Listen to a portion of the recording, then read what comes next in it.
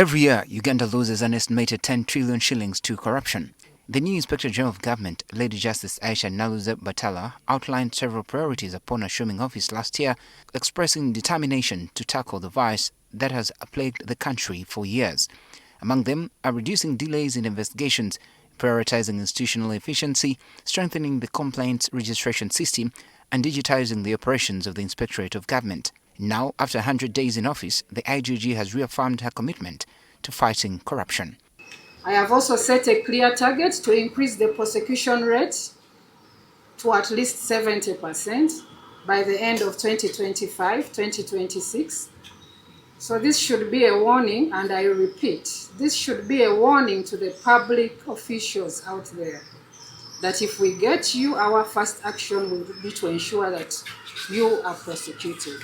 Speaking at her maiden press conference at the Uganda Media Center, the IGG highlighted some of the key achievements registered over the past 6 months. These included sanctioning 1,951 cases out of 1,516 complaints registered, investigating and concluding 308 corruption cases, handling 330 ombudsman matters, and recovering 2.4 billion shillings. We have IG recovery orders that are outstanding as of today to a tune of about 9.9 billion shillings, and as of now 2.4 billion shillings has been recovered. Meanwhile, in the last 2 months, the Inspectorate has also ordered the dismissal and interdiction of several public servants alongside the recovery of additional misappropriated funds.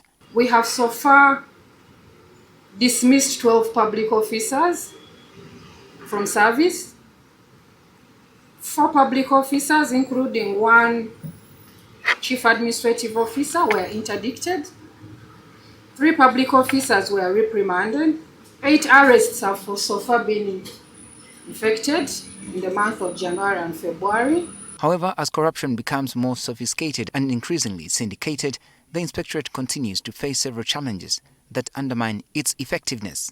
These include inadequate funding, limited staffing, and lack of specialized skills to handle complex corruption cases. The cases that are investigated may involve maybe, for example, having an engineer, a surveyor, a forensic auditor, and those skills are not available right now.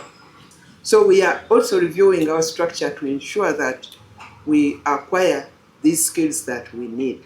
So to address these challenges, we shall be implementing targeted interventions aimed at changing the public attitude and behavior towards corruption. While challenges remain, our direction is firm and our determination is clear. The IGG also used the opportunity to remind public servants to declare their wealth ahead of the upcoming declaration exercise next month.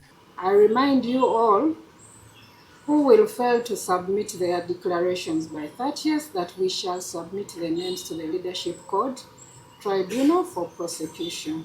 The Inspector General of Government says that moving forward, she intends to strengthen transparency and accountability with the goal of making corruption more difficult to engage in and far riskier. I'm Benjamin Jumbe, NTV Tonight.